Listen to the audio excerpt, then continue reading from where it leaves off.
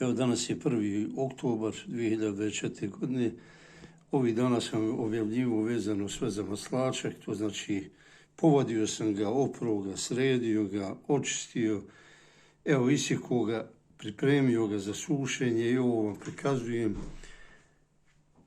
da ga sušim, pripremam ga za sušenje i kasnije ću ga upakovati da ga mogu koristiti do proljeća.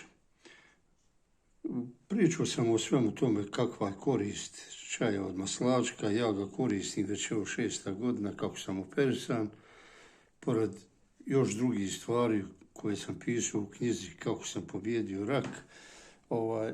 On je vrlo dobar, koristan i ja preporučujem svima vama da ga konzumirate.